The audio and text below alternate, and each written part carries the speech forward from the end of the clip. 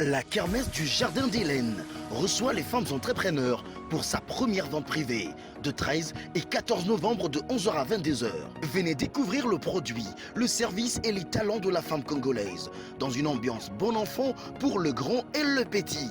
Au programme, loisirs, divertissement, interprétation musicale et surtout un partage d'expériences avec la marraine de la kermesse, Madame Marie-Josée Foucault.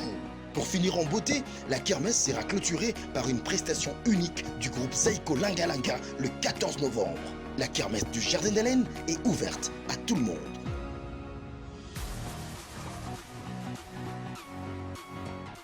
Bonjour peuple congolais. Papa, maman, onyokwami pona kozwa visa. Agence de voyage Smart Consulting et pour Nabino. Ozana posa obima na ba pays lokola Canada, États-Unis.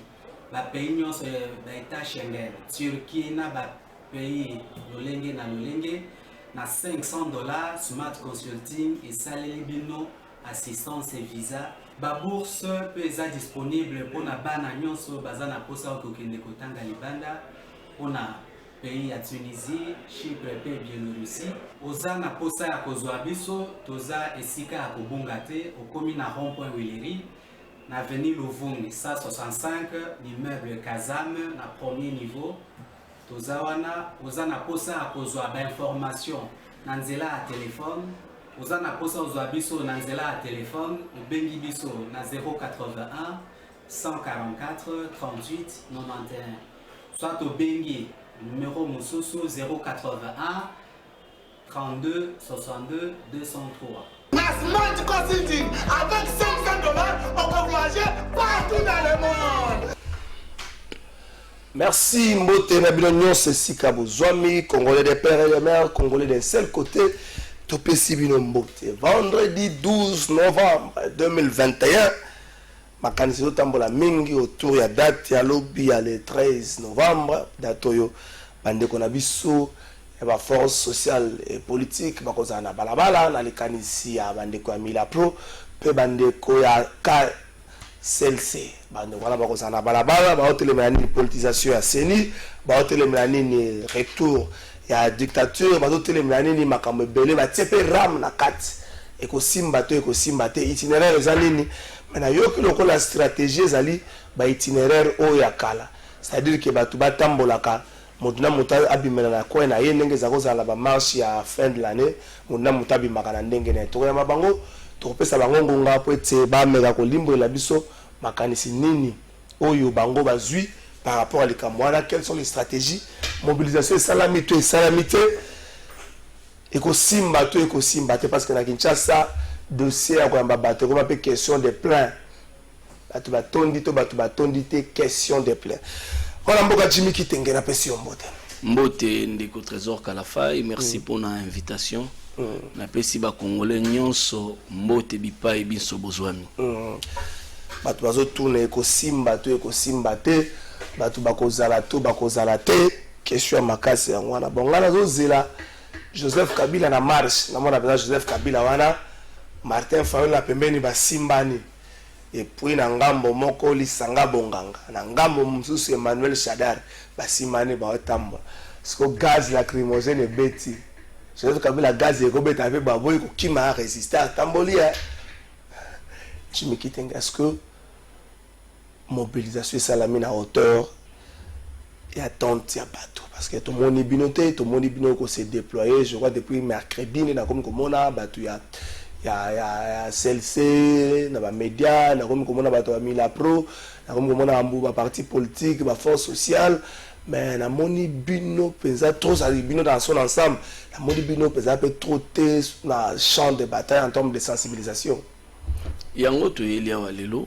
la meilleure de mobilisation ezali situation population azako vivre situation nini neko Jimmy Kitenge ozozala awa na Hollanda tous les jours à chaque fois que ozwa micro na yo ozo dénoncer kaka injustice sociale ndeko nanga Kalafai pendant que tozoloba bana bazotanga kaka te bana s'il vous plaît bana baokota na basale mais baotangisa bato baotangisa te pourquoi parce que toni moi bana UDPS babakle enseignement na minute tozoloba ngana yo téléphone na yo mibale wana soki eza na 2 sim wana 4 sim bazokata mbongo ya RAM na minute tozoloba ngana yo na sim moko na chaka sous crédité voilà okomi kutu contraire ya rotia sous crédité na minute tozoloba ngana yo Trésor Kalafai na Nord Kivu Runyoni na Chanzu. Ça déjà récupéré. S'il vous plaît. Runyoni na Chanzu. Et où t'as dit qu'on a occupé il y a à peine quelques jours dans le mouvement Oyo Tilelo. L'État congolais a bisabiso teza mouvement nini. M23 M23 balobi M23 Bertrand Bissi moi à contredire. Il y a eu bien goûté. Na minute autour il y a pratiquement 1 ou 2 semaines incursion armée rwandaise et Salema na mboka na soba kanga 7 villages. Ça fait presque 3 semaines, un mois. Et Karega, Vincent Karega, les militaires rwandais étaient en train de poursuivre les voleurs. Et pire encore à Lobi, les militaires rwandais ne sont pas les voleurs comme les autres. Ça veut dire qu'ils poursuivent les voleurs. Les autres rwandais sont militaires nabiso. Et cet ambassadeur rwandais via Kinshasa, il a pondu ou takan kokolo oyo basika ya ba même militaire basalaka. Na minute tozolo banayo l'état congolais et putain on makamwana ya ba 7 villages salama mouyaya dans son amateurisme alobak s'il vous plaît il faudrait pas affocher en quoi mouyaya non c'est la conséquence d'avoir 9 pays régions c'est ça c'est de la légèreté au chef ya langage à monsieur mouyaya c'est de la légèreté de langage ba hôpitaux ba piller yango ba centre de santé côté kuna ba piller yango ba maman atumbeli ba case yozolo ba parce que tous a 9 voisins non vous devez sécuriser les pays vous êtes le gouvernement et c'est ça la raison oyo voisin nabino oyo mon ami mon frère Kagame mon ami mon frère aosa labino bon pose avec légèreté au ministre qui a conséquences aux analyses voisins il faut blaguer avec les Congolais pire encore les loto lo banayo awa gouvernement congolais tikala ko ebisabsote banani bakota na Bukavu eza groupe nini ti le longa na to ebite ko mona bango banani mais bakota ki na Bukavu ba to moni ba vidéo ba population bazobetela bango maboko ndeko Kalafai komi kubangisa population zobetela ba asaya ba bandi maboko ça veut dire que population alembi bino na 2 ans et demi comme si ça ne suffisait pas ça la interprétation là yo non mais ba bandi ba koti population zobetela bango maboko comme si ça ne suffisait pas après que banani ba Rwandais ba attaqué biso j'ai vu des images namoni honneur militaire chef M Jazozwa na Kigali chef d'état-major général à Kigali. Et j'aurais même appris que Banani, conservateur des titres immobiliers à Nord et Sud qui venaient soit celle qui réunion à Rwanda. J'aurais appris qu'il y a celle qui réunion à Rwanda. N'est-ce pas vrai que après que Boupé Saki Bango, chèque en blanc, va piller coltan, va piller or il y a Nord Kivu. Comment va conservateur va kende soukuna ça veut dire que Bolibo tekana mabélé réunir tous ces éléments comme si ça ne suffisait pas Denis Kadima les malheurs de la République la malédiction qui plane sur la République s'il vous plaît il faut pas dire ça il faut pas qualifier Denis Kadima d'un malheur pour la République démocratique du Congo la malédiction qui plane sur la République démocratique aujourd'hui s'appelle Denis Kadima pour nani parce que Congolais lingieti mais basali forcing au moins les éléments on a nyonso réunis. Les Congolais doivent sortir demain. Les Congolais doivent marcher. Les Congolais doivent dire non. Non, alors non à dictature, il y a des amateurs. Oh, Cardinal Ambon Walobaki que nous ne pouvons pas laisser notre pays entre les mains des irresponsables. Ça, ce sont les propos du cardinal Ambon. Bah, jouisseur. Pour un avion, moni, bah, jouisseur, bah, Kekomela. Vous comprenez, nous sommes à réunir ce tableau sombre que nous sommes en train de voir République du Congo. Au moins, nous Kalafai a tous la commune à Lingwala. En face, en face, c'est la commune à Kinshasa. Moi, je suis natif de la commune de Kinshasa. Na évolué à celle dans la commune de Kinshasa, na vivre à l'eau na Barumbu, faire beau marché. La jeunesse de la commune de Kinshasa et la jeunesse de la commune de Barumbu vivra essentiellement dans le marché central.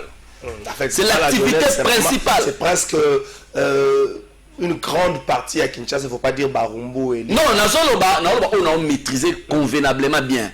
Aucun aéroport n'a tant qu'Otali a fouillé à bateau vers marché central. Mais au-delà de ça, ce qu'on a natif, il y a un environnement immédiat dans le marché central. Ils vivent essentiellement du marché central. Plus de 40 000 Congolais, 40 000 âmes, on les a laissés pour compte à cause de l'amateurisme de ce régime. Vous voyez que les lots sans planification, bazwa bana, bazwa ba mama, bazwa bandeko, batia bango na chômage pendant que bana ko bunda na marché central. Osombo la tableau sombre wana nyonso. La meilleure de conclusion c'est que l'UDP c'est une malédiction pour la nation. Et conséquence, nous devons marcher. Nous devons dire non na Seni ya Kadima. Nous devons dire non na Ram. Nous devons dire non à l'incursion à Rwandais régulièrement pendant que Kagame a qu'ils avaient des relations difficiles avec Kabila. Mais Lélo, mon frère, mon ami. Monsieur le Président, mon frère, mon ami.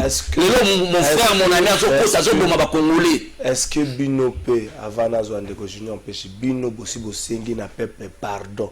Na mabe nyonso bino bosala lelo tibo tozokende kotambola ko luaka nzoto ya ndeko na biso Fidèle Bazana eza pe pona bino bosi bosengi pardon ata pona libota Fidèle Bazana ata pona libota ya ndeko Shebeya ata pona libota ndeko Linkulu bosi bosengi peuple congolais pardon yambo o c'est la peuple boya bino pe bosala na lobi ndeko Kalafai la responsabilité avant qu'elle ne soit collective.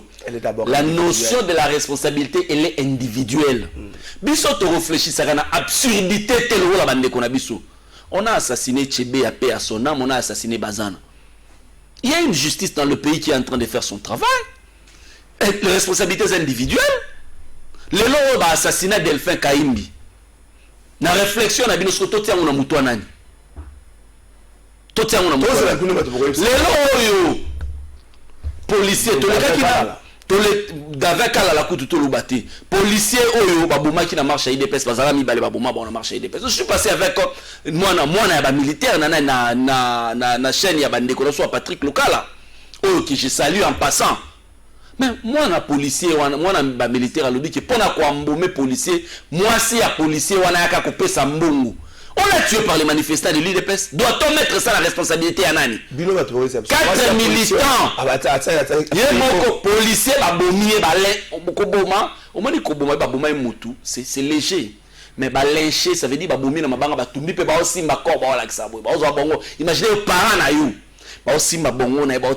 C'est ce que les gens de l'UDPS ont fait sur les policiers.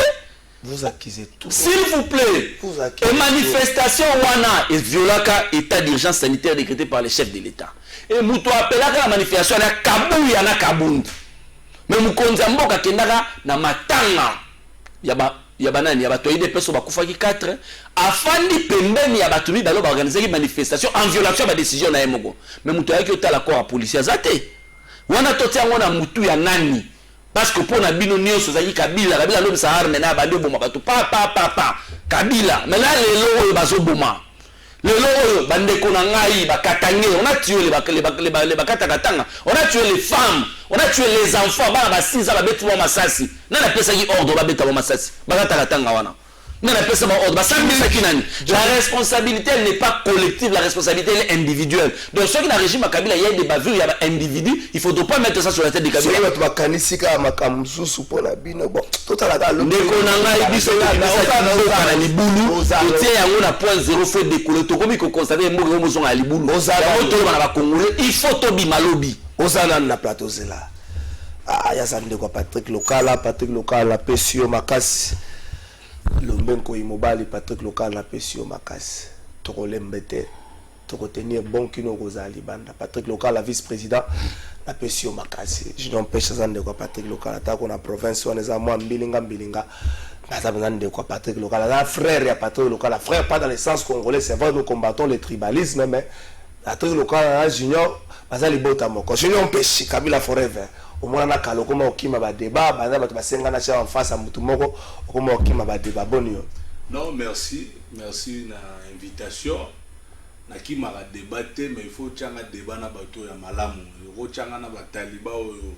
Non, expression ala to lingi yango pété expression. Bande mission ma. To lingi yango. Na yelinde peuple na pesi ndeko na ngai attaquant de point Jimmy Kitenge mbote na pesi peuple congolais mbote partout ici ka bazo landa biso. Patrick local otangeta. En tout cas, je commence par là. Et par même occasion, nous avons lancé appel. Normalement, corporation a bino ba journaliste. Marchoyo. Et zappé à bino. Pourquoi? Parce que oyo ba kangi wana. Et zappé azo bunde la peuple. Ça bien, c'est vrai. Oyo ba kangi ndeko Patrick local ba kangi lié peuple congolais foyer ba infraction na ezaka kapo azo télémé la ram. Ndenge pe bomoni junior pecha wana ko télémé la ram. Lobi boko sutuka pe ba menacer biso. Donc Patrick local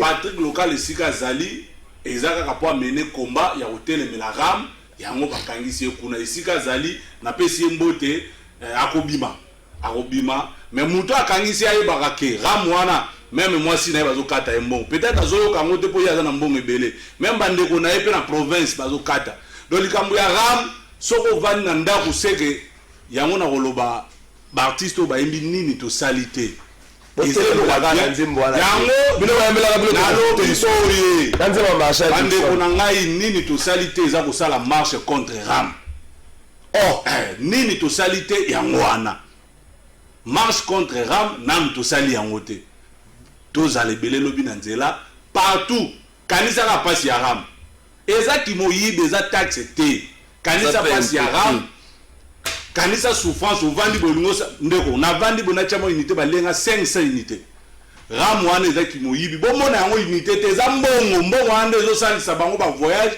batonga ba immeuble bazo tonga ba villa bato lobi bazaki na opposition pasi même pas une année ba comme na ba 16 millions na ba compte bancaire na bango tout ça eza mbongo ya pasi c'est comme c'est koka kité ba voyage bazo sala ngo na mbongo ya l'état na mwana explication ezali ya makambo zela nanu mbongo ya ram explication nango ezali te ram ezaki moyibi peuple o to sali nanu te ya ngwana ko telemela banti valeur marche eza marche ya mutu moko te eza marche ya peuple congolais dans son ensemble pour na koloba non na ki moyibi ya ram non na ba tuerie na est tozolobela non na aboutissement éducation bana na biso tozana besoin bana batanga malamu bansenga pe bafutama malamu yo pesa nengo vandi wana atako desio tozana FCC na boye kokota no makambo wana pona moni ni ngoma msese uti kolongwa na FCC lokwa boye pona mobilisation master kotola bilongo ata avant potelema nengo vandi ozapena na esengo vandi côte à côte na basango oyo penza na mona ka Jimmy Kitenga zaka na ba image okuta na sango pesi mbote mekanga ye ça pour autant que bango zamba zalaka toujours dans ngamu na biso osela bango bima révélation bima 50-50 donc bato yo mona wana basalaka basango te ba se déguisaka nde mais eza biso toloba yango te baloba kapunda loba yango bango ba pesi cadre biso to na ba militant donc bato nyonso banda ko mona na ba paroisse ba soutane eza ba militant IDP mais c'est ça non Kire ya sento ya kolobate ozalaki na sento ya lemba ana ya kotémoigner kabunda lobi ndeko na ngai tosalaki 50-50 bango bapesi biso espace biso toyena ba militant siko yo muto bakangi na kati espace wana na soutan to benge sango Jimmy Kitenga vous avez la même lecture wana lobi boye Yesu mwana nzambe alobaki tango akuti etelo ikomesika repère à ba mibi repère à ba bandi repère à ba brigade Yesu betaki batu l'église tango ekomaki bitelo ya catholique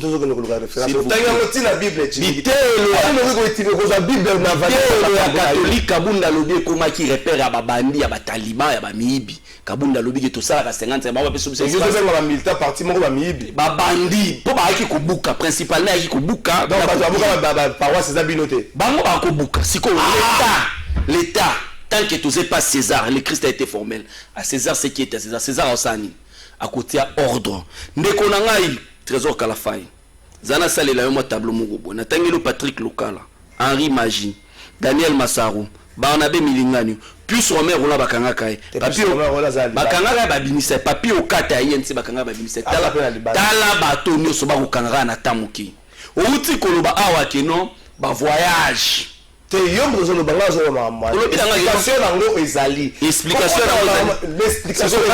na opesa explication ya chef a tu ko répondre na bino na répondre yo te na zo répondre au Bible lo biboui na Proverbe 25 verset 17 Jimmy qui te gabonga mets rarement les pieds dans la maison de ton prochain de peur qu'il ne soit rassasié de toi et qu'il ne te haïsse.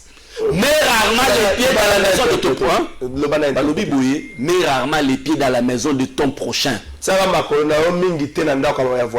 De peur de ton prochain, de peur qu'il ne se soit rassasié de toi et qu'il ne te haïsse.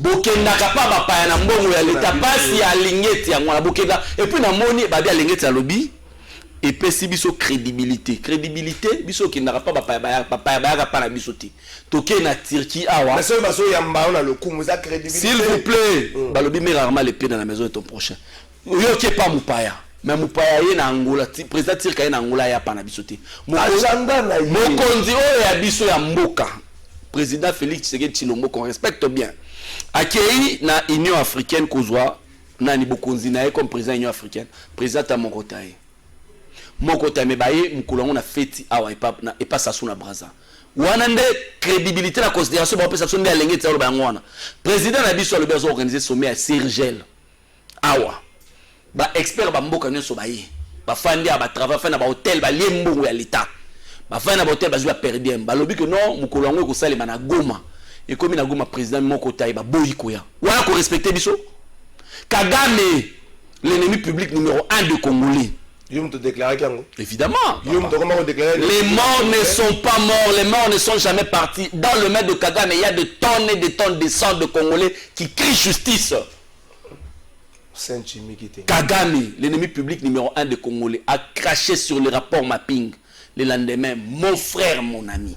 On se permet le luxe même à exploiter on a bis au moyen à 5 millions de dollars. Et c'est ça vraiment. Fallait expliquer yo. Les bérets c'est quoi les bérets rouge oui. Yoka, béret rouge les gens ne comprennent pas. Le port et béret c'est l'essence du panafricanisme. Moutoualati béret Thomas Sankara. C'est la résistance. C'est le combat du panafricanisme contre les impérialistes. Béret rouge, béret noir, c'est Che Guevara. C'est de la résistance. Il faudra qu'il y ait Bino Kwabouye.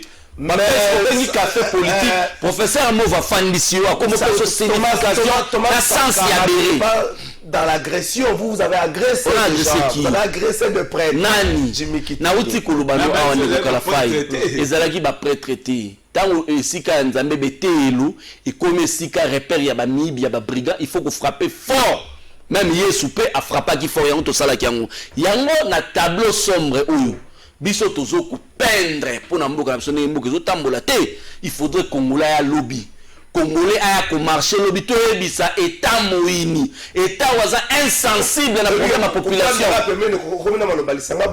état za insensible ba to ba leli ramba ki conseil des ministres ba beto longo li ramba na téléphone de deuxième génération Congolais ni lo utiliser téléphone de deuxième génération pourquoi vous amutema makasi logo la pharaon pourquoi vous amutema makasi bongo eloko bakyo so amoni keza moyibi mais yo kaka mutema makasi pona nini mutema makasi mutema wa makasi boy ya nini pourquoi ko ina biso ti na niveau wana yango na sa population to ya lo to marché c'est là on ça l'appel Junior Mpéchi vous estimez que vous pensez ou vous croyez que bato bakoya parce que vous peindre tableau moko sombre ndenge Jimmy Kitenga lo biango ya baninga mais tableau bandiko za sombre tena baninga il faut qu'on se le dise tableau bandiko za sombre na bino même avant Bino, donc vous n'avez pas proposé des solutions. Bino Boye Kaka, observer donc le tableau bandiko za sombre déjà na Bino. Est-ce que Bokani c'est que Bino Bosali appelle Batoupe Baye? Merci beaucoup. D'abord, on a chuté wana, mais nazolinga vraiment na éclairer, on a fait cet éclaircissement concernant Ramwana. Au moment où tous allons na coalition FCC cash. Kongola bandai koyoka mingi nzembo wana ki FCC azo bloqué. Pourquoi vous avez bloqué? Si kana sili ça peut plazo ma révélation. Blocage ya FCC zalaki nde ko telemela moyibi. Tango kaka coalition FCC kache kufi ram bimi. Zelad papa bazo kosa. Premier ministre Olanda ka deuxième je la kisa mukanda. Je vais arrêter premier ministre. Alobi boy c'est faux. Pourquoi ba appliquer yangote? Bazelika ka ilunkamba ke ne ba appliquer comment? Awa bazo kosa bino ke zaki premier ministre. Mais ba projet au bazar au sala ba ko bino vérité te que non e bandaka na premier ministre ilunkamba. Na lobi boy c'est faux. UDPS azalaki na projet na ya koyiba peuple mbongo po ba s'enrichir rapidement ba yene loko ya ram tozo bloquer to boyi yango ba kosi biso na TV FCC blocage na biso loko mo peuple témoin depuis FCC longo na coalition libabe eloko na malonge salemi boy zela na avion na lobby boy ovandisaka na ozo bebisa peuple na message oza na émission très suivie peuple aloba na biso tango FCC alongo coalition eloko nini yango ebongi lipa ekiti soso ekiti Thomson ekiti ram ebotami tango tolongo na coalition eze eloko na bango moko bayokanaki yango babanda ko menacer biso le FCC nous bloque oui justement biso babanda ko bloquer bango ke mbongo à l'état basala yango lokola nguba te soko landi depuis pouvoir ebanda na ebisaka yo yombo ya pouvoir oyo ezalaki procès nani programme ya 100 jours basala yango pasi nyonso tozomona mbongo ya leta ekena na 100 jours basuki wana te bakanisa population congolaise eza zoba baye na ram baza koyiba biso mbongo chaque jour. Alors pour la répondre na elo wana je suis convaincu que population na biso et atteindre niveau de maturité où ils ont déjà élevé. Et que pas si on greffer na non na lobby boy pas si au peuple azomona o akotika lobby na ndako ata yo to kotika na ndako c'est que vous encourager Rama continuer kolia umbo parce que régime oyo na lobby boy régime oyo bayokaka na maloba te bango il faut lobby ba mona pena activité moko te ko salema na ville Kinshasa plein salemi partout nde bango ba kozonga yango tozo bisa peuple tozo lela mingi bande ko nanga MPR boyembi na ko souhaiter boza na nzela musique eza bien nini to salite maintenant no tambolité devant un dictateur bayembela ka nzembo te pour moniter ba kotinda censure kata loba boy kanga dictateur bakendaka na na nzela article 60 peuple amona ke awa ndenge to comme une étape siko ya article 64 nde dictateur akozonga sima ram ezaki moyibi soki mutu avandi na ndako aza ko encourager ram je comprends bato baza na bourgeoisie na minute ba oka passe ya ram te parce que baza na mbongo ebele basi na bango bana na bango baza na ngo ba koyoka passe wana te mais ndeko na ngai ovandi na ero na chango oza na masina oza na kisenso oza na fumuketo kuna oza na bikuku oza na bakongo na sankuwe pa na biso bazokata o ram ki moyibi d'abord nzela batongeli yo te pasi na pasi wileri yango ça ne va pas kokoma awa ça ne va pas nazoloba mutu akovanda na ndako kokola te koboya kondima nyonso opération zéro trou bazokunda bamafona Kinshasa zéro trou Congo ya des awa leka monde des awa kontelenga nomba ba trou soki eza moins de 5 na kosa esu politique te yo mais baza zéro trou na compléter onanga jo zéro trou na elanga bolaki wapi na mbula botie mabele siko mbula beti longulu yango mabela bosomi na mbongo te ne zéro tout yango wana c'est un programme mis en place pour voler l'argent comme d'habitude parce que elanga ezalaki mbula ebeta te il fallait bosa zéro tout na mona elanga na personne bosa zéro tout nelanga beleke bino boboya na bino kondima mais yo na lobi moi déjà wana Congo web yo za journaliste après avoir filmé combien de trous kende na kalembelembe ba retour na bino ndenge bovanda bino mbale eloko nini déjà oyo bino bomoni ya malamu na régime afesi soki ezali yo yebisa biso bino yo yebisa so bako na mitu na bino bozana bien yo yebisa biso ngana na monde ya bien te gratuité de l'enseignement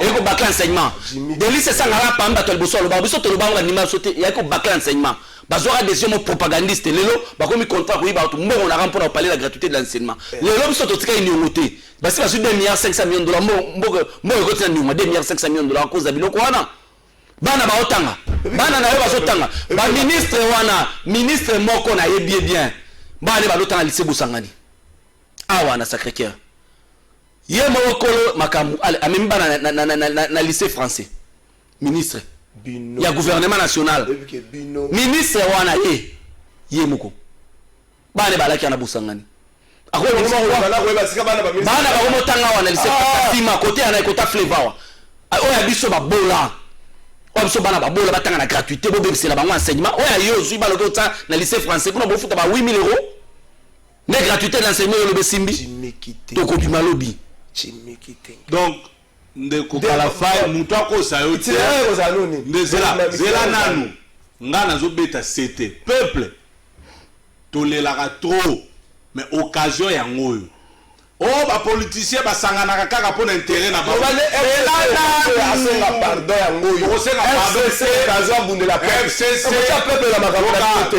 bino FCC lokuta na bino akokosela FCC makambo FCC asali peuple mabe moko te yokana expliqué yo ntango bino bolobaka yebisanga na tuna wa eloko ni Kabila kuta oyo abebisa ni akutaka na komele nyama yo oza kinoa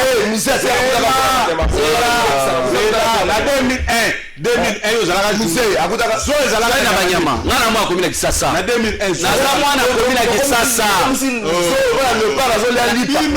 mwana komila kisasa na mwana kisasa na ebiso bien ndeko nanga jimi peuple congolais beaucoup ça est trop et ça comprendre que vous diabolisez Joseph Kabila pour rien on est battu comme na bango sosola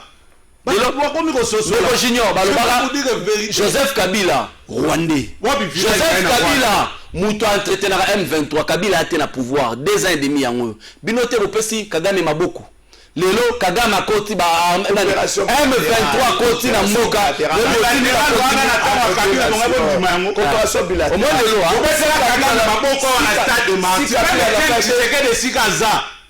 si Kabila n'a pas été flexible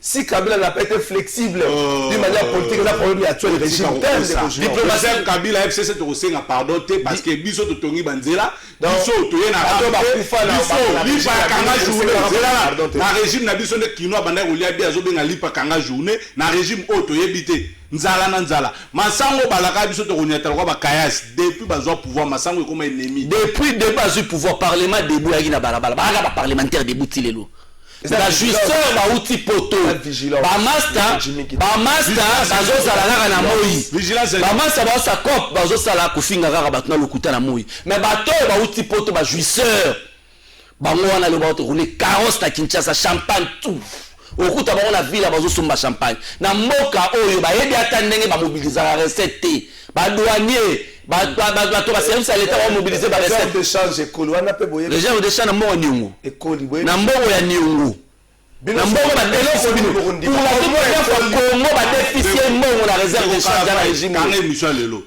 pouvoir ekotika biso na banyonga ne mobutu atika biso na 14 milliards Joseph Kabila ya kofuta yango yo bi congolais parfois tant balobaka Kabila mais ce que nous avons calmement réfléchir Joseph Kabila tout oya kolongola Congo na libulu après bato ba boma obi tala il faut bato ba yebaka na ebisa ko UDPS aza mwana ya MPR yango moni bazongisi biso kana dictature ya MPR ce n'est pas normal tozo vivre na mboka mwa bo journaliste soka lobby ba intimider journaliste a dénoncer bo kangiye bino ko sala ngo makasi yebisanga journaliste ni oyo biso to kanga na kanisa journaliste ni bakanga parce que Mike Mukeba na Peru na régime bakanga kiete yo lobat soki Mike Mukeba na régime bakenda boloko te bazo kanga ekuta en tant que député na régime bakanga boloko bakenda boloko te oyima ambasala na Jean-Jacques Mamba bakanga na kilote oyima ambasala na parlement contre général Amouli passe na mutema un premier vice-président, un monsieur président de l'UDPS, ça a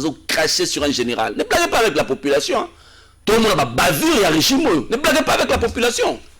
Lobby, Bobeti Sambola ou pas, Kinshasa Tonda. Peuple nyonso azolanda ba étudiant na Inikin, ba étudiant à IEC, Ista Mouchetou, partout. Bino be oza victime ram. Ram ezo yiba mutu nyonso, même na ndaku ya Kabun, ram ezo yiba. mwana musala na ye rama kataka embo ezala azokosa ye patron zala calme il y aura rien mais rotina bana kasi na ye na nzela même na ndako ya président de la république na oya rama ezokata bango oyebi ke discours na bino donc lobi mutu akotikala azate discours na bino voilà et puis le peuple loba kobima loka na pesa osalama zwa illustration ya marche ya FCC le 23 juillet zwa ya Fayulu sangisa siko bombo wana nde lobi toko ino bomo demela pemela Fayulu alobi zwa ya biso na bani na oya biso plein na biso osangisi na ye toko bima peuple ya moins d'un kilomètre wala souffrance et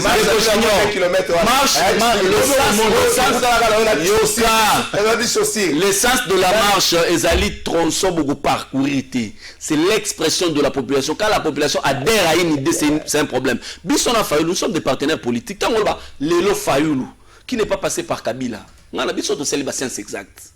La géométrie analytique, par un point distinct, il peut passer une infinité de droites. Le point distinct de la politique congolaise, c'est Kabila. La droite, c'est le Tshisekedi est passé par Kabila parce que ton négociant n'a Ibiza à Venise. Nani Vital Kamerhe a été président de l'Assemblée nationale à Kabila. Muzito a été premier ministre à Kabila. Nani mususu baati plusieurs fois muto Kabila mboso kutu to lobate bango bina le ba komi ko tout le monde est passé par Kabila même le régime actuel Kabuya yemo Kabuya écoute Kabuya na Kabun balia na kingaka tete tamu Kabuya monate peut-être tamu Kabuya zolo ba Kabila tali ngam na lobaki yango Kabila tali ngam na lobaki yango tamu Kabunda on a démontré bino Kabila za série qui n'est pas passé par Kabila et aujourd'hui si Fayulu nous fait des accords avec Kabila Mabeza ou Apé Soubino la Nini. Et d'ailleurs pour compléter et puis ça la marche nous avons assise Nabisoza sur le plan national. Nabuja là bato ba marché. Tozana ba élu Okosi. Quand on a qui se dit matin de tirer sur les trois. Ezali. Là qui nzela mobimba. Tozana biso na Nabuja là bato marché. Chez moi à Kamina les gens vont marcher. À Nyunzu les gens vont marcher. À Nyunzu l'élu de Kamina les 15 cas sont mobilisés. À Muchacha les gens vont marcher. À Butembo les gens vont marcher. Mais il faut que nous na Kamina na plateau mercredi semaine prochaine. OK, okomona. On a l'action ba image. Là na koyelo ba image à Kamina. Les gens vont marcher même à Lomela, à Tchumbe, à Kole. Les gens vont marcher. À Lomela, à Kole. Condition de image même raison pour tambola.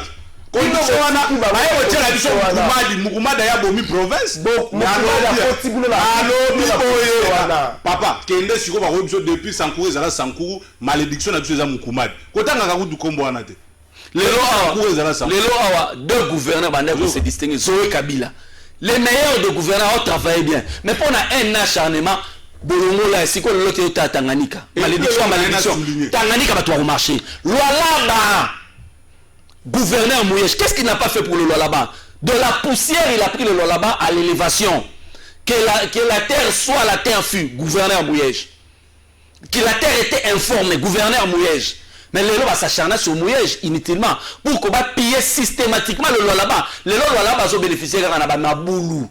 Mais bateau va diriger le Lualaba. Nzoto na bango, ils ont na Lualaba. Même Makanisi na bango, c'est la présidence awa. Parce que bazako ya Coran de compte mbongo sur la loi bezo liama na Kinshasa awa bazo piller loi systématiquement loi betikaka na mabulu na ajouter le moko bali saki biso ke ba billet d'avion ba kokitisa yoka ngala ngapona ke le loja ikitate même prix le lot $360 ba kitisa esika bazo ke ne kopiller ba kitisi na na Kolwezi Lubumbashi bisika bango bazo kenda rapona billet za facile biso et pas na biso kuna Sankuru 360 billets zaka na même prix donc injustice wana basali eza biloko ko sala ke peuple a marché mais il faut na le beloko moko peuple congolais no ba ba politicien ba sangana ka pona ba intérêt na bango botala siko occasion yango biso ba politicien bosangani pour la combat ya peuple bosangani bino bosangani pour la dénicade yoka papa koko sa peuple bon te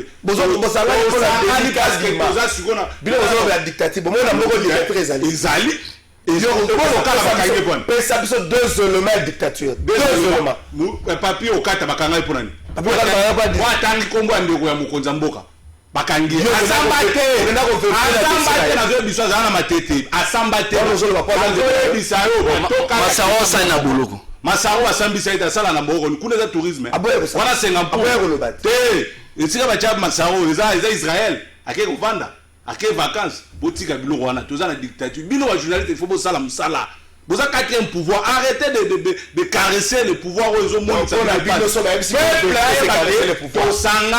tosangani pour l'intérêt na ye pour la première fois boloba politicien bayoka na raté to ndimi lobi to fingana ki biso na biso mais to tchenyo son pandi objectif rame longwa bima ekota na est bana batanga malamu bansenya bafuta malamu na lobi ende okala tango denika di masito loba yango aza militant UDPS ba cheli biso denika di malengete ce sont des militants de l'UDPS yo so mona lobi boye Alengete c'est un fonctionnaire de l'État. Alengete c'est un fonctionnaire de l'État, il est en conflit avec Tony Mwaba.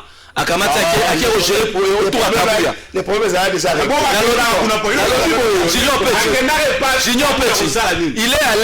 Il a été au cabinet de Bruno Tshibala na côté ya parti nini. Comme conseiller na cabinet Bruno Tshibala na côté ya parti nini. Okundima. Yango tozolo baboye. Population na biso bozala très vigilante. Na minute oyo il faut te démontrer, toi le ressort démontrer que dictature elle est dictature ezali parce que forcing ya kadima. Yo sur mona pour la toute même fois na mona mboka na biso bazo bimsa ordonnance parce que justifier pour na bimsa ordonnance. Est-ce que ordonnance ça va justifier kanango? Ceux qui voulaient voir option que ordonnance soit en conformité avec les textes, on a besoin de justifier l'ordonnance, même similarité avec Malona. Malona ndai congolais té. Malona zo ki si voté. Malona deux personnes dans deux voix contesté qui était. Ola ki si biso awa qui va pratique au bon mesana ko sala na régime. Et puis de na zela non la voyage zela mokonza mboka uti lobia ba mobiliser ba pesi ba bazala ki te na lobi boye na kimboka na lobi boye ba audio uti tamburi bus a transport bazwa ka on fait la loi qui dit ba ça transport ba loi na mbongo na il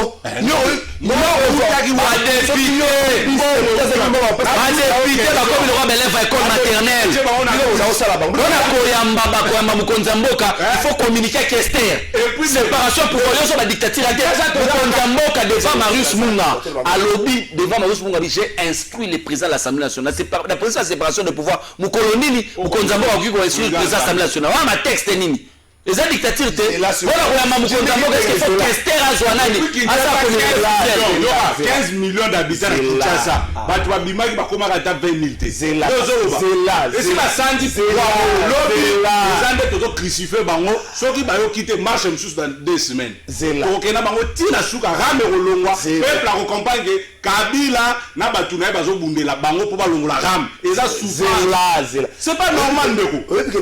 Batu msusu bazaki mwindu wanga na 2 mois bakomi choko pembe na mbongo à l'état et vous commencez à avec ram. Ne continuons pas cela. Bon. Zela. Etienne Tshisekedi de Sigaza jamais au paiement avec Kimia. Les militaires IDPS bakomi na pouvoir. Bazo multiplier ba stratégie ya koyiba biso. Masangu balaka biso to tikala ko mona te ndeko na ngai.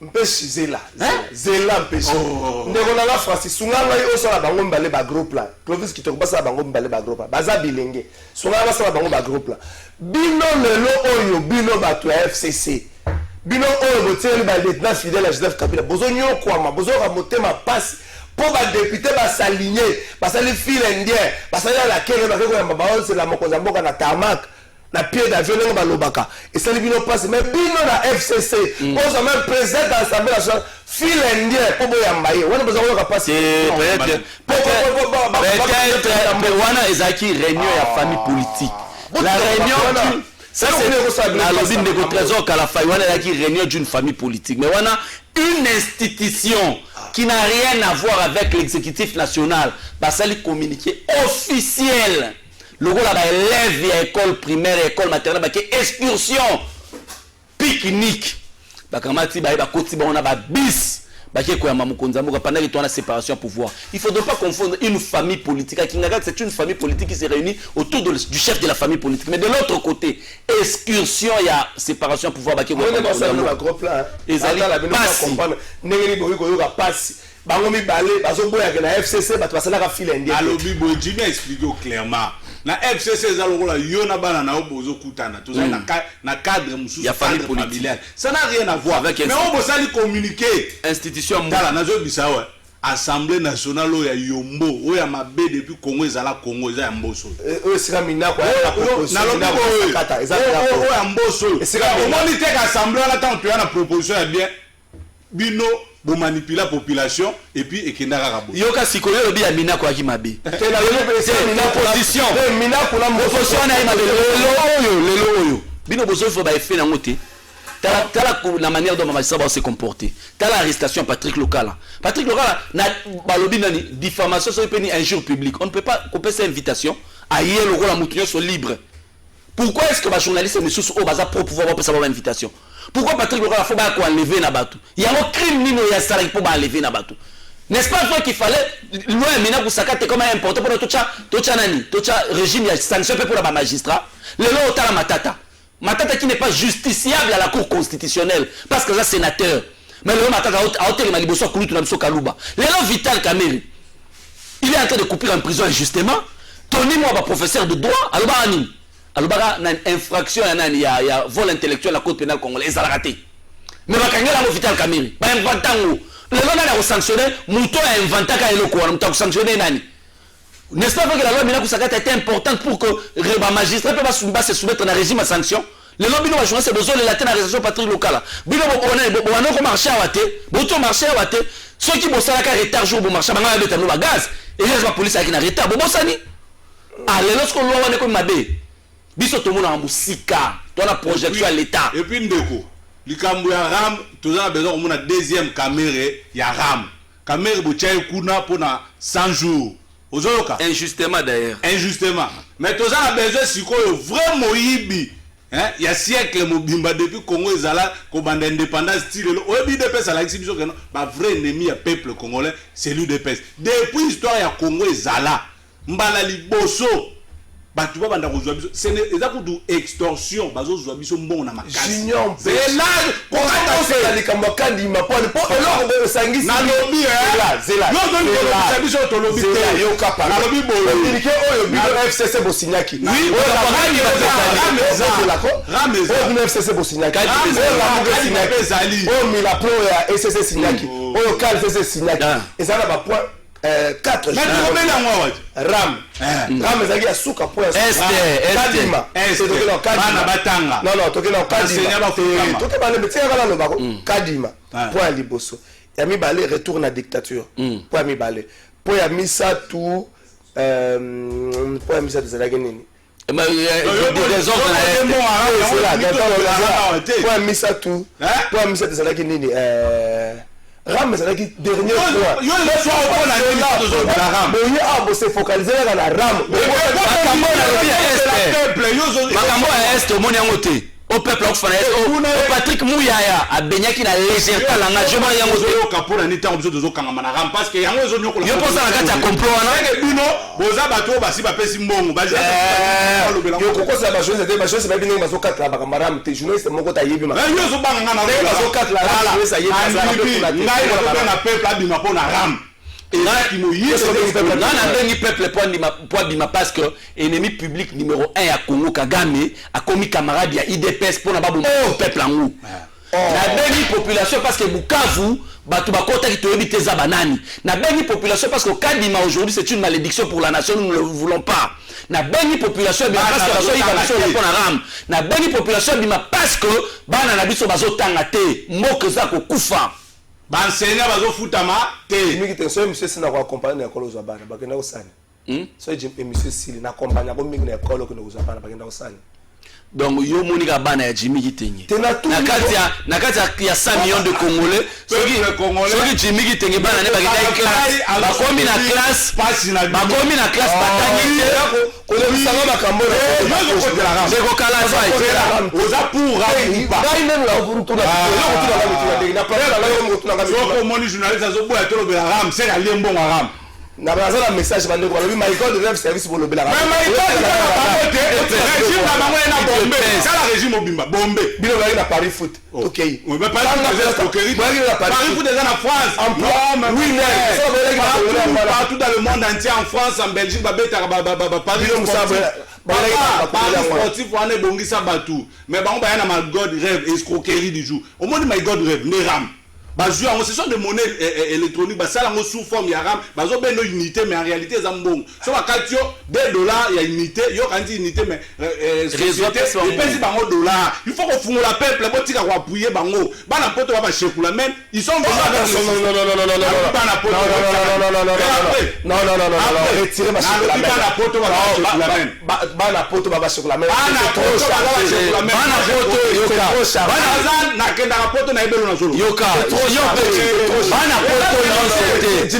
bana poto nyonso te mais baréfugié alimentaire baoyo bakimakisasa mpona nzala baye lelo sous le label ya idps bazofrappe congolais na ndenge ya moke te esio mpona bana poto non ndeko na nga junior mpesi ozali mokambi ya lingomba moko kambi ya forever na kati ya lingomba na yo rame eza ko ndeko na kati ya lingomba na okoki kozala na bandeko mosusu baza libanda mboka bandeko mosusu l'exception confirme la règle eza bana poto nyonso te exception confirme la règle moi-même je suis de la diaspora kobangelanga te je sais ce que je dis voilà zela nalingi oretire ke bana poto babasheko nalingi oretire parce que yo nona psiko terme shekula yo za kinwa oyokela ngo na Kinshasa to na poto mituneza ndeko tozokala fai tolobi ngai na yo na junior toza d'accord sur un point rame eza escroquerie ou non oui bon rame eza escroquerie maintenant moto asala escroquerie aza nani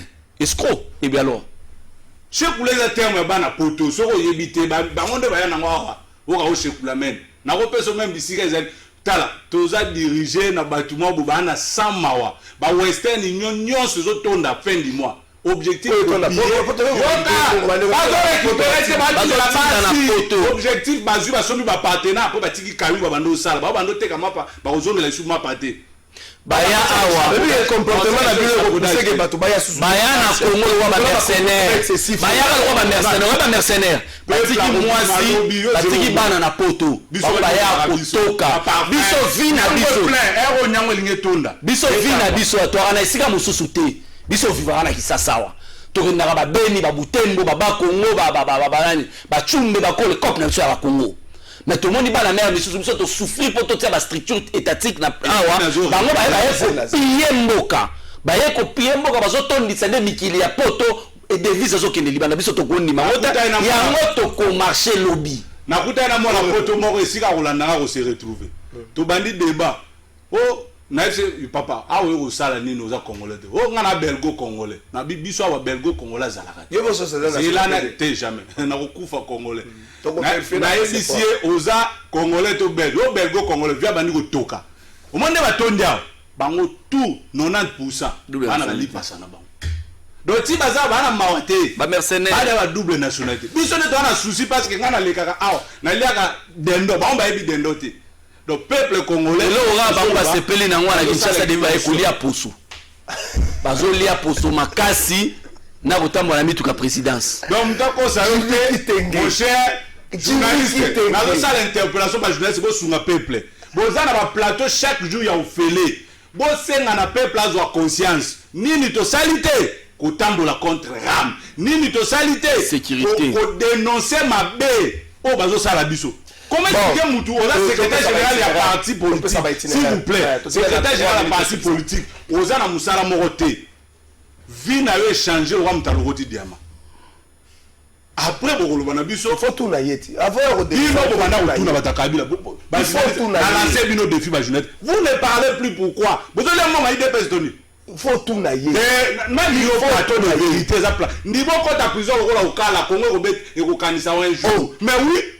Okala pona nga joueur akobika yamba to lokala ndeko la azola o bango ko bayebi ozola elle joueur to yamba na okeli wana makila lumumbe zoganga c'est ça vous ne pouvez pas peuple azomona passe bino ba journaliste bozo mona ngo bien ça ba journaliste ba sala zomona ngo makala ani za ngo place ya ceux qui 3000 ou 5000 ba ko mema ba doutir aussi l'espace Et puis mandat aussi là. Mandat aussi là.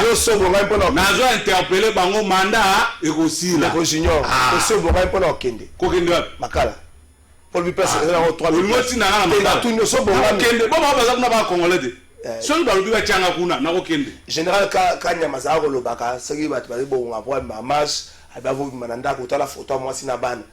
Donc tu as la photo moi si na ban. Mutu mo ta kotika l'éternel. D'accord. Ah ko bani sa peuple té. Zela peuple soko okufise les jours nzamba bongisa ko kufela Congo ne marche. Mutu no sa kufa na marche té. Eza lukuta to boy moral wana. Là. Soki ba bo ma biso lobi. Bo ma lo ba ko bo ma to tiko ko se la ba. Ba on no zo banata moi si na ngai. C'est que yo la kama be. Là général Kanya Mazaro lo ba soko lingo. To za siko na général. C'est là Kasiko. Lo ba o général Kasongo. C'est là Kasino Junior. Oh. Té comme ma ba na respect ko banque c'est bango té. C'est là. Ba pays arabe, so vous avez pays arabe. Non to boy ko pesa ba. On sentir esprit pena que peuple. Comment yo zo banque ça? Junior c'est là. On dit maté. On zo be bisa. Biso do senga ba tu bima passe les yo zo banque ça. C'est là Junior préciser. Té ko de Général Kanya Mazaro lo ba. To ko tala basi na biso té to kuta na ba on ndako to bima lobi na tongo to zonga to kutani. Comme ma moral wana té bana kino za la esprit. Junior yozo buna bobi malobi tala yo bino mbala zo kama tio ba na ndako kanza ke mwana ya na poto azo le itinéraire lobi za ndenge na la pese sika na ngapo boteka ngai ba komona plein lobby et je vais invoquer tous les ancêtres de ces pays au komona lobby bon au moins pe bino na tu la bino mutuna soke monsieur si nous nous allons répondre 1 minute 1 minute 30 tala tant bozo kanga maboy na ko bundaka na sima batu moko Kabila pesa si mamutu c'est là comme la Congo jino pesa c'est là loba ça comme la soka c'est marche ça peuple jino pesa c'est là ah bozo bundaka na sima batu moko bino ne bo fanda bino mbale to yebani ngala bino tamsu batu to yebani na bino ne ba en détail to yebani Kabila pesa bino lokote bato Kabila pesa bazali na minute bazana avant planter. La première ligne d'attaque basate, la dernière ligne de défense basate, côté basale zoye banate, bino bozo kanga bo pundaka. Est-ce que bozo tala? Moko baninga politique ata ngambo kuna, azole la gazoa ke loko, même voiture, azwaka asaya wa cosmétique, bo veri, bota la vie na bino. Il faut répondre. 1 minute 30. Omoni bato nyonso balanda oyo cardinal Monsengo alobaka ba médiocre. Balanda Kabila pona ba poste. Bakatisa bakenda union sacrée. Lelo union sacrée comme repère à médiocrité. Biso tolandaka Kabila parce que c'est l'héritier testamentaire de la vision de Lumumba et de Mosé Laurent Désiré Kabila, le panafricanisme et le nationalisme. On n'a pas besoin de poste. Nous sommes au service de la nation. Nous devons nous prendre en charge parce que le pays est en train de partir. Le Rwanda a mis les mécanismes en marche avec ses complices de l'UDPS pour que brader la terre à Lumumba. Il est plus que temps qu'on voulait bouiller à l'objet tout marché pour que tu bouter dehors ce complot contre la République. Merci. Junior Pêche. Merci beaucoup. Et là, il y peuple là, Babitumba, Nabiso Tozo Bundela, Congo. Et bateau Bayaki Pemé na Joseph Kabila, n'a bien un mercenaire politique. Bazalaka ba kabiliste. Vrai kabiliste, n'a pas même que tweeter à kokende nulle part. Parce que meilleure vision ya mboka o, biso ndem tozana. Boye ba regiser nga ya kotika livre d'or et pas Kabila. Lutumba azwa guitare aya kopesa Kabila. Donc Kabila tika na 1 minute na ngai. Lutumba so ba da dimension spirituelle na musique ba yebi qui était Lutumba. Azwa guitare apesa Joseph Kabila. Gizenga a bandi politique avec Kabila alinga kufa azwi yango apesi livre d'or. Kabila nde biso to ana meilleure vision. Lumumba, Mouzé, Kimpavita, Kimbango, incarnation dans Joseph Kabila. Et biso to zana simanae par conviction. Ba mercenaire politique de roi ba mende. Au monde si bakati ici. Biso ba vrai. Tikanga na conclusion na biso ba vrai nationaliste, ba vrai kabiliste, ne to tikali et tozo bundela peuple congolais. Tim ko le changement et kokota parce que régime oyo ya tire gelou ya bombe ezo mema peuple congolais na liwa. Merci. Rameza escroquerie pe ki moyibi peuple soko lali pongi lobo tambolité c'est que yo moko za démon ya vie na yo olingi peuple régime oyo et continue ko nyokola yo. Merci Junior Pessi, Jimmy Kitenge, merci David, nous allez 1 heure du temps. lobby bandeko ya FCC bandeko ya Lamuka bandeko ya Milapo bandeko ya KLCC abengisi population congolaise dans son ensemble na monaki mokanda bakomelaki na ba gouverneur nyonso na monaki bakomaki na ba territoire nyonso pona ko yebisa na batuke lobby batu bakobima na balabala police encadré bango baza ko senga ke likama ya la te mabe ko mate lobby bakobima na balabala itinéraire ba pesi yango ate mais selon la information na ngai bakotambola ndenge marche banda ko salema na kala tango oyo bazako bunta Joseph Kabila banda ko bimaka na ba itinéraire rebelle batu bakobima na bumbu bakobima na banda Kabila di bando luka poste s'il vous plaît junior mpesi batu bakobima na bumbu bakobima na selembao batu bazako bima mo ebele emission koma ko sila na kofunda République kofunda lelo za moi chargé na makamba ndeko basali awa na ngina longola kofunda mais na funda kaka nani Francis Zongsa la cash Zongsa la cash na funda kaka tata mo conseil ko longa na se portaki garant lokola mwana oyo afundaka batu soki na ndako mabeza te Maurice Gandlo na fundaki Bourgmestre Salemba na continuer kofunda ja saka lelo na do funda ba service à sécurité oyo ezali collé pa tata mo conseil ekolo. Monsieur le président de la République, vous êtes les symboles de la nation. Et pas na yonde bon somi pe bo taou ya ba congolais nyonso evandi. Na retour na yo to monaki motoka et meki mwa muke ko chrétien bandeko wana na pesio matonde mingi na sens ya humanisme na okenda ikota la bandeko wana. Mais tika na funda ba service à sécurité oyo bazalaki défaillant. Tata mon conseiller ko le bateau na ko limbisa bango te bazalaki défaillant. Les circuits ya président de la République tango azo tambola eza na makolo eza na motuka muta ko pénétrer ligne moko rouge eza ka tracer la sécurité bateau na batika ki bateau ba pénétrer yango bazalaki quelque part ba faillir l'ambition na bango ya ko battre la yo nazo funda mais aussi na ba reporter bilenge wana ba journaliste bazalaki wana ba yebi sens ya makambo te ndenge ni ba ko kota na ligne rouge ti ba koma nesika moto kanda ta mokonzi ekolo batu ba yebi singa na funda po ba congolais belé salaki bango pasi cette légèreté oyo ba service salaki nango nga na fundi kaka ndenge na fundi boy maloba na ngai te maloba ba congolais nga na fundi et service de sécurité salaki défaut tata mokonzi ekolo na suki siko funda lokola lelo